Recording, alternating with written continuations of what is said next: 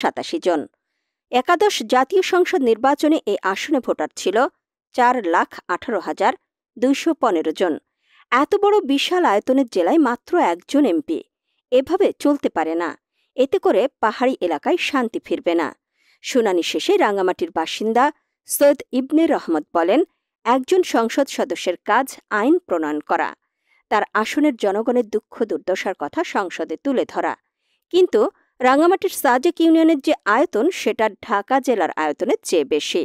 ঢাকা জেলায় 20টি সংসদীয় আসন, সেখানে রাঙ্গামাটিতে 1টি সংসদীয় আসন।